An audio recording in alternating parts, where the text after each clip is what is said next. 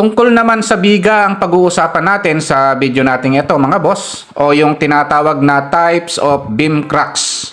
Ito pong mga iba't ibang uri ng crack sa biga. Importante po ito kung mahilig kayo sa mga engineering topic, kung mahilig po kayo sa construction, may mga dahilan po kaya nagka-crack yung biga. Pag-usapan po natin dito yung iba't ibang uri ng crack sa biga.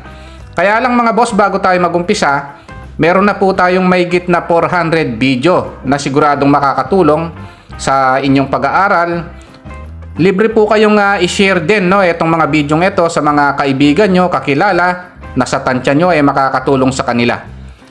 At saka bago tayo magumpisa mga boss, huwag nyo po sanang kalimutang pindutin muna yung like, subscribe, tsaka notification bell. Okay, umpisahan na po natin yung topic natin. Ang una nating pag-uusapan mga boss dito sa types of beam cracks o dito sa uri ng crack sa biga mga boss, ay kung saan galing yung types of beam cracks. Saan galing yung uri ng crack sa beam. Dito mga boss, kung napapansin nyo, meron tayong biga, meron pong load dyan, kung meron pong bigat sa gitna. Ito sa diagram mga boss, ang maximum bending moment ng biga sa may gitna. Kaya dito yung maximum bending moment niya, Ito po yung maximum tension, Dito po nakikita yung maximum tension ng beam, sa may gitnang gitna, Ngayon, pera po dun sa tension, meron pong tinatawag na shear yan, dito sa gilid. Ang maximum shear niya mga boss sa may poste, kabilaan, Tapos sa may bandang gitna naman ng biga, wala na siyang shear, Ayan po yung dalawang pinagmulan ng types of beam cracks o yung mga cracks sa biga.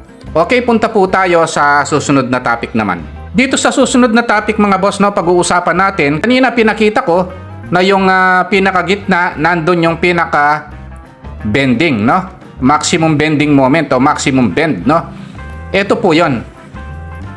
Ang biga mga boss, meron siyang neutral axis o yung gitnang line na ito na nakikita natin, yung pulang yan.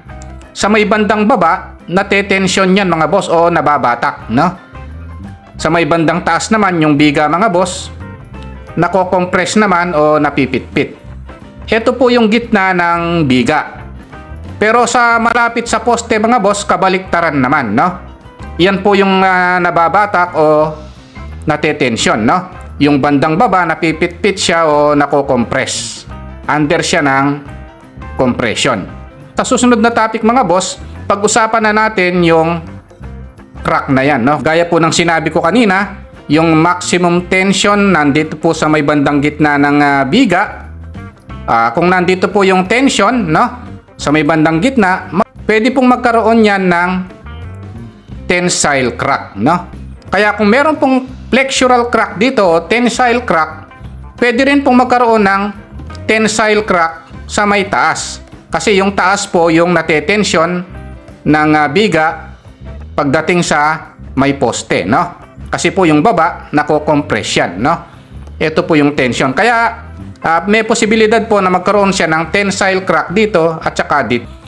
Ngayon na nakita po natin yung maximum shear kanina, Pwede pong magkaroon niya ng shear cracks sa may banda rito, Ayan din po siya. Mataas po kasi yung shear malapit sa poste, O sa support, Ngayon sa pagitan naman ng gitna at saka ng malapit sa poste, yung pagitan niya, pwede po magkaroon ng combination niyan ng flexural crack at saka shear crack, Combination po yan sa banda rito, Ayun po, Okay, ayun lang po, yung mga cracks na yan sa biga. Kung nagustuhan nyo po itong video natin, pakipindot lang po yung like, subscribe, tsaka notification bell. Thank you very much and God bless po sa inyong lahat.